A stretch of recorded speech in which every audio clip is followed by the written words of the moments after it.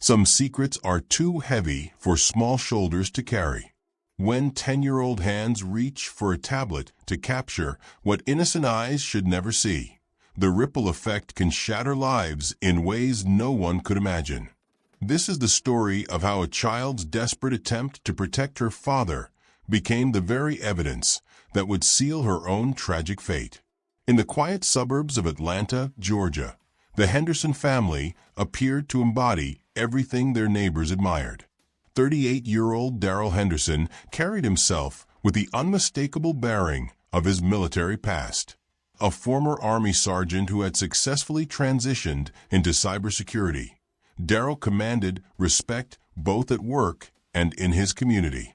His colleagues knew him as the guy who never missed deadlines, never made excuses, and approached every challenge with methodical precision.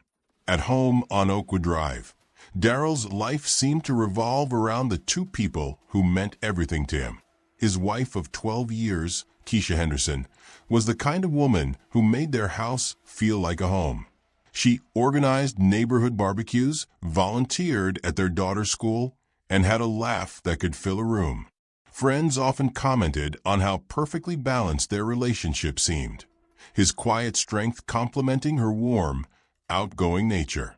But the real center of Darrell's universe was 9-year-old Amara, a bright and perceptive child who had inherited her father's attention to detail and her mother's social grace. Teachers consistently praised Amara for her maturity, her kindness toward classmates, and her remarkable ability to notice things other children missed. Darrell was known to rearrange his work schedule without hesitation to attend her school plays, science fairs, and soccer games. To anyone watching, the bond between father and daughter was unbreakable. If you're enjoying this story, kindly do us a favor and subscribe to our channel. It is free and won't cost anything, but it means the world to us. We're just a small channel trying to grow. Thank you, and back to the video. The Henderson household operated like clockwork. Sunday mornings at Greater Mount Calvary Baptist Church, family game nights on Fridays, and annual summer vacations to places Amara had circled in travel magazines. Their home was filled with photographs documenting years of shared memories, birthday parties, Christmas mornings, graduation ceremonies. To their neighbors, the Hendersons represented stability in an increasingly chaotic world. What no one could see behind the carefully maintained facade was how quickly the foundation of trust could crumble when faced with the most devastating betrayal imaginable. The cracks began to show in early 2023, though Darrell would not recognize them until it was far too late. Keisha had been feeling increasingly isolated in her marriage. While she respected and loved her husband, his long hours in cybersecurity and his tendency toward emotional reserve had left her craving connection. She found herself missing the spontaneous conversations and easy laughter that had defined their early relationship. It was during this vulnerable period that Keisha encountered Jerome Patterson at a community event. Jerome was everything Darrell was not: spontaneous, openly affectionate, and eager to fill the emotional void she had been feeling. What started as innocent conversations after church quickly evolved into text messages, then coffee meetings, and eventually something much more dangerous. Keisha convinced herself she could manage the situation. Jerome lived across town. Their paths rarely crossed in everyday life, and she remained committed to maintaining her role as wife and mother. She continued organizing Amara's playdates, preparing family dinners, and presenting herself as the devoted spouse everyone expected her to be. The secret relationship felt like it existed in a separate compartment of her life, one that would never intersect with her family responsibilities. But secrets have a way of demanding to be known, especially when sharp young eyes are always watching. On a warm Saturday afternoon in March, Keisha suggested a mother-daughter shopping trip to the outlets on the other side of town.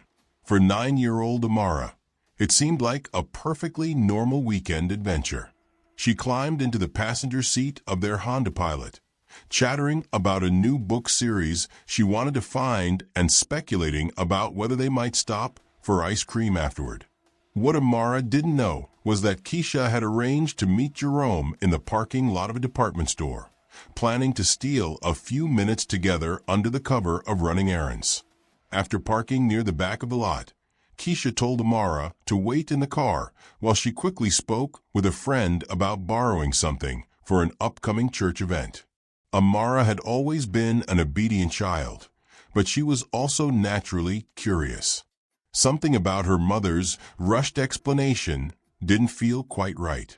As Keisha walked toward a man waiting near the store entrance, Amara found herself paying closer attention than usual.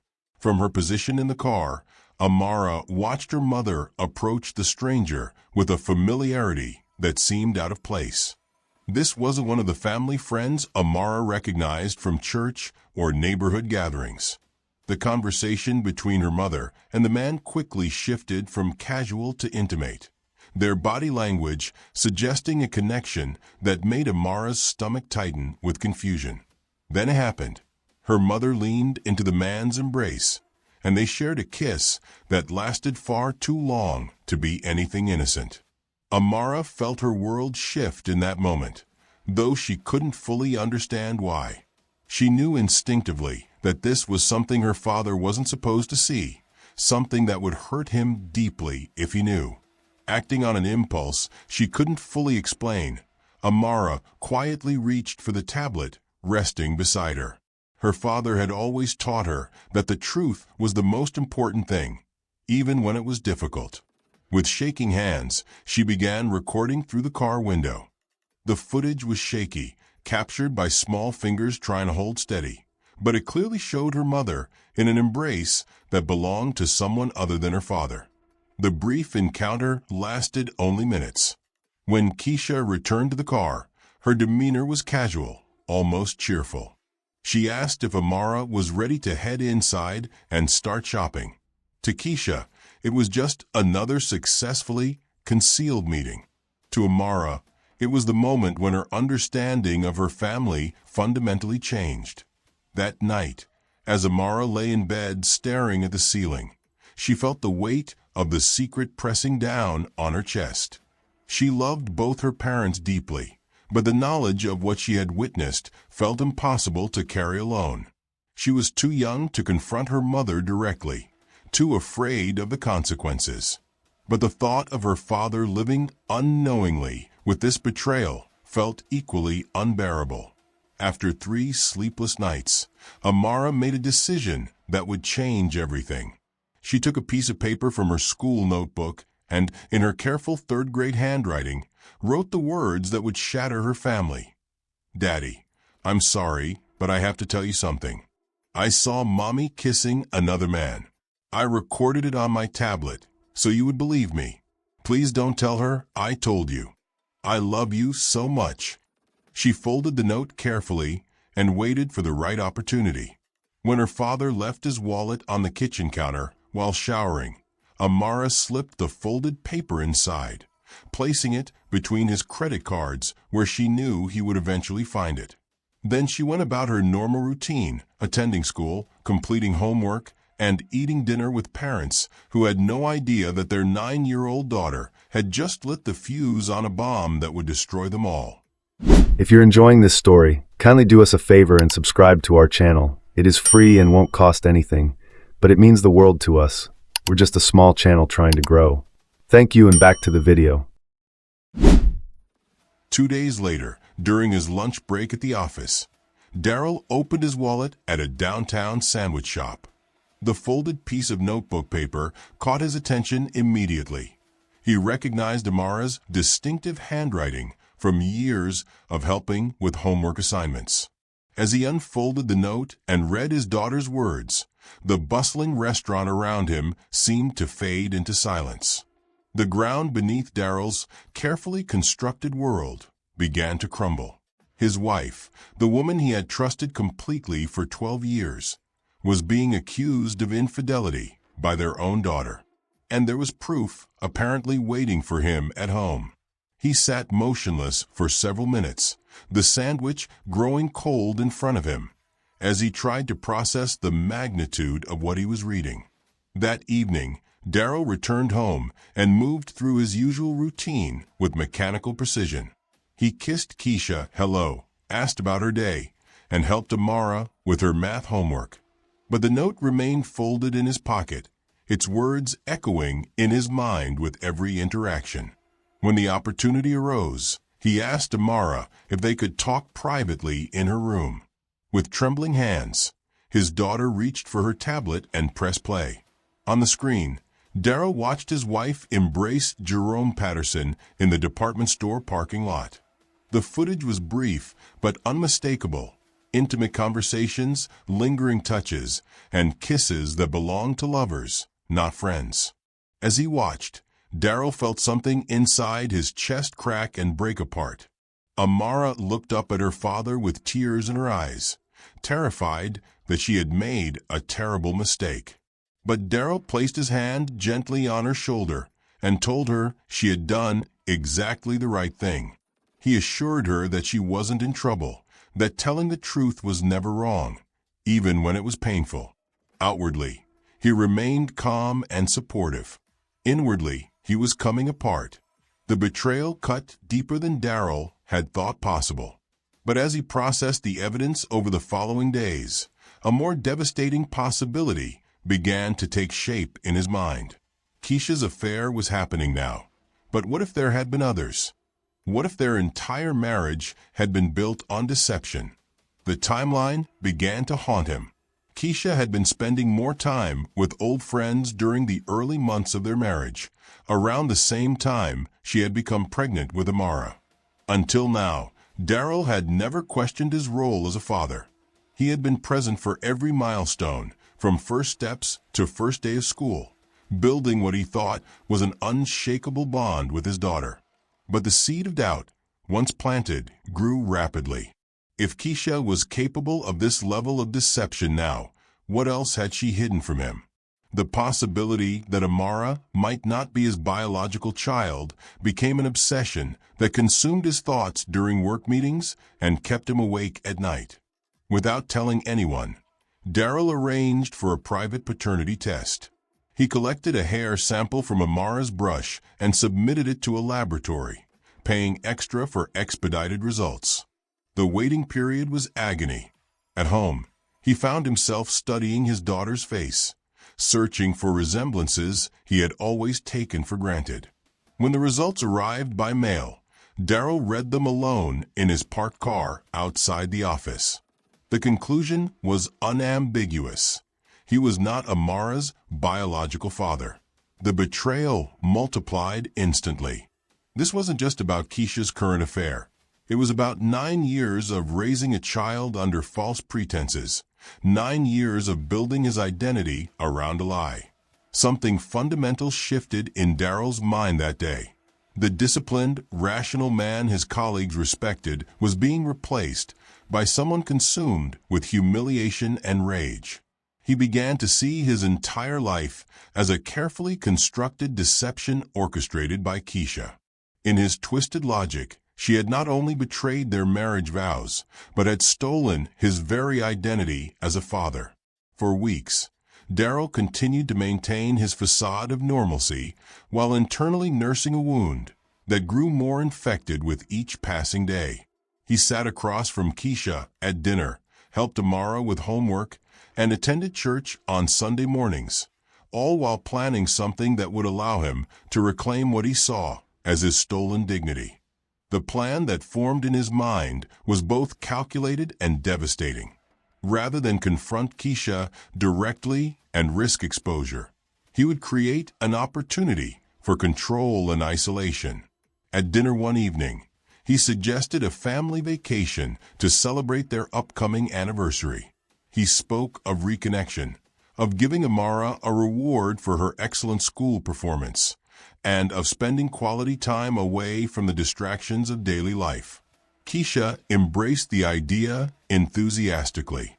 Carrying her own guilt about the affair, she saw the vacation as a chance to repair what she sensed had grown distant in their relationship. She began planning meals and activities, excited about the prospect of strengthening their family bonds. Behind the scenes, Daryl selected a remote lakeside cabin in the mountains of North Carolina.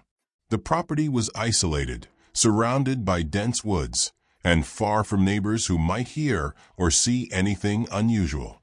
He made the reservations under his name, describing it to friends as a simple family getaway to reconnect with nature. As the departure date approached, Daryl began packing items that Keisha would never have expected. Alongside the typical vacation supplies, he included zip ties, duct tape, a hunting knife, and the pistol he had kept from his military service. He purchased a prepaid cell phone that couldn't be traced back to him and researched the area around the cabin with the thoroughness of someone planning a military operation. To Keisha, her husband's renewed attention and enthusiasm felt like a gift. He smiled more frequently, asked about her preferences for vacation activities, and even suggested teaching Amara to fish on the lake. She interpreted these behaviors as signs of healing, unaware that she was helping to plan her own destruction.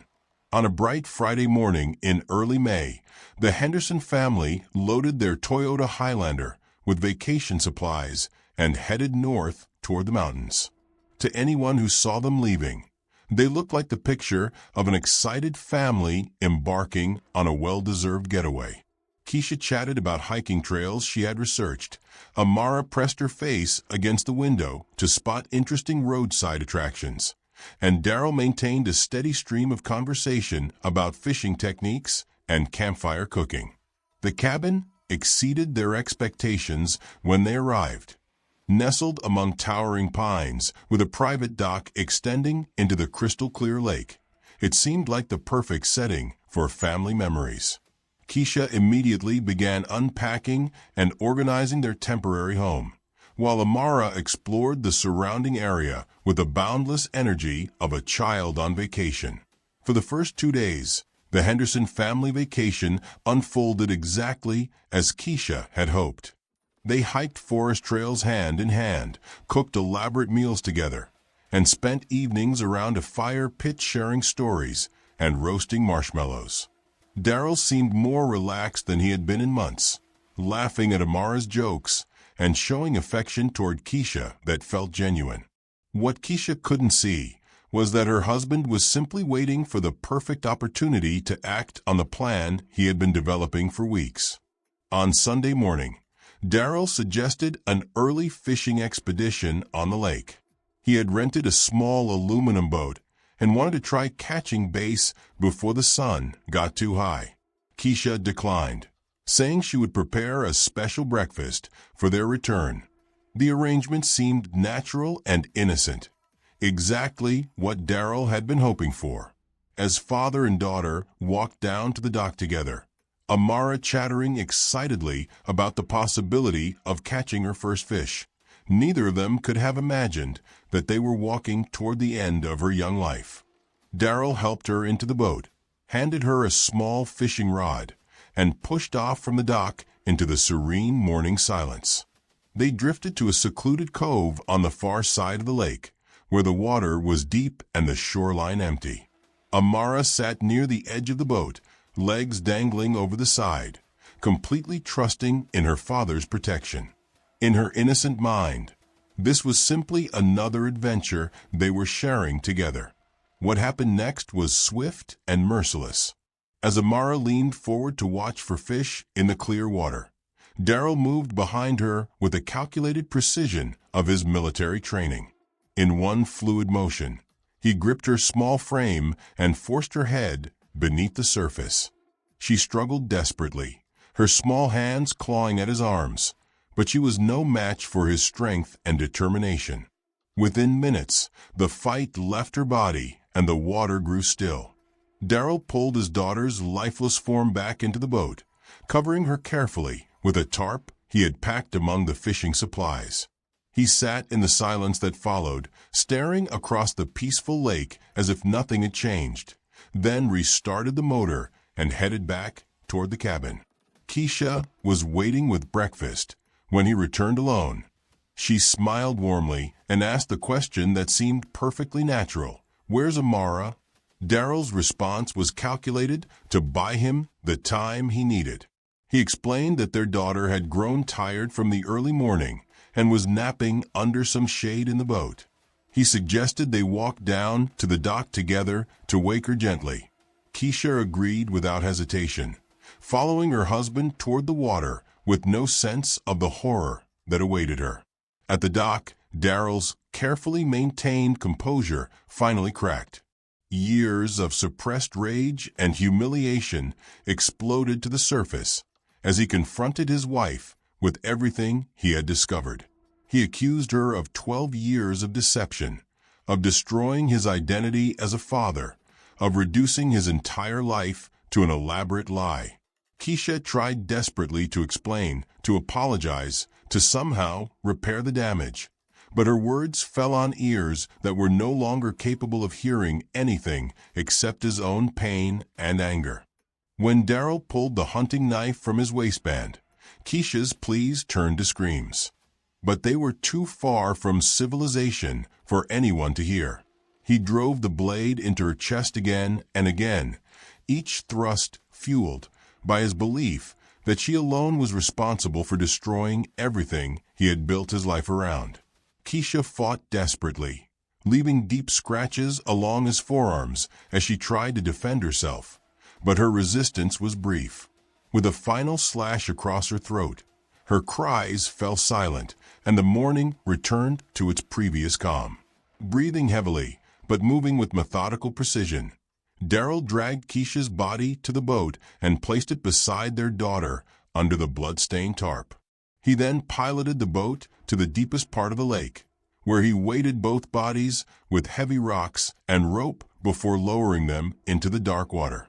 Returning to the cabin, he cleaned the blood from the dock, changed his clothes, and disposed of the murder weapon in the lake's depths. By midday, he was driving into the nearest town to establish an alibi, purchasing snacks and drinks, while surveillance cameras captured his seemingly normal behavior.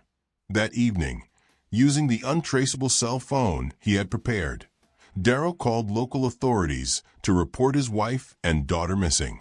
He claimed that while he had been fishing alone that morning, Keisha and Amara had apparently left the cabin for a hike and never returned. His performance was convincing, a worried husband and father seeking help from law enforcement.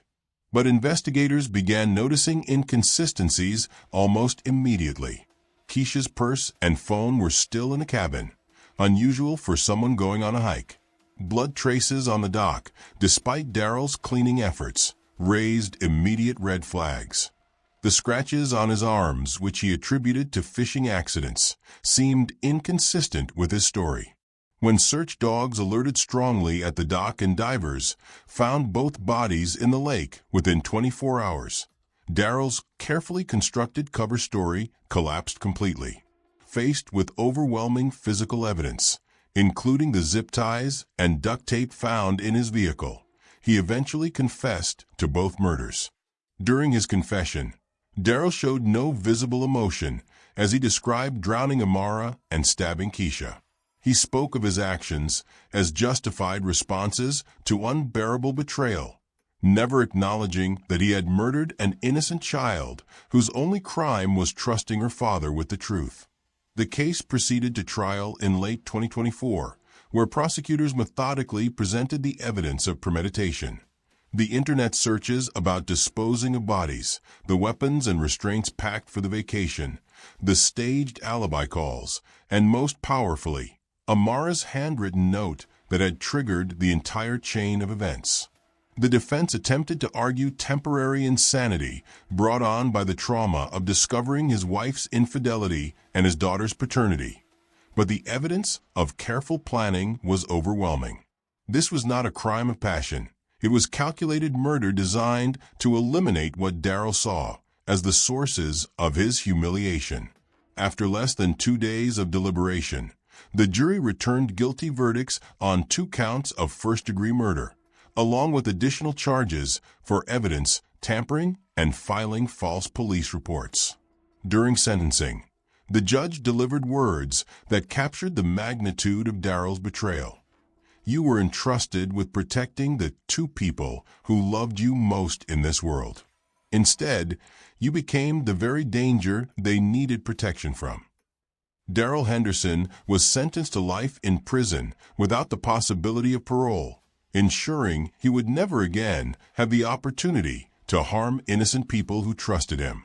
As he was led away in shackles, family members of the victims wept both from grief and from relief that justice had been served. The community struggled to reconcile the man they thought they knew with the monster revealed in court. Neighbors who had once admired Darrell's discipline and devotion now spoke in hushed tones about the darkness that had been hidden behind his carefully maintained facade. In the end, what makes this case so particularly heartbreaking is the role played by 9-year-old Amara Henderson. Her handwritten note was an act of courage, a child's attempt to protect her father by sharing a painful truth. She trusted him to handle that information with the wisdom and love she had always known from him. Instead, her honesty became the catalyst for her own murder and her mother's death. The letter that destroyed everything serves as a reminder that even the most trusted relationships can conceal devastating secrets, and that the price of betrayal can extend far beyond the adults who create it. Amara's voice, preserved in her careful handwriting, remains a haunting testimony to the innocence lost when family bonds are shattered by violence. Today, Darrell Henderson sits in a maximum security prison, spending every day of his life behind bars, knowing that he destroyed the very people he was supposed to protect. Justice was served, but it could never bring back the bright young girl who simply wanted to tell her father the truth, or the flawed but loving mother who paid the ultimate price for her mistakes. If this story moved you, please take a moment to like this video and subscribe to our channel for more true crime content. Your support helps us continue to share these important stories and honor the memories of victims whose voices deserve to be heard.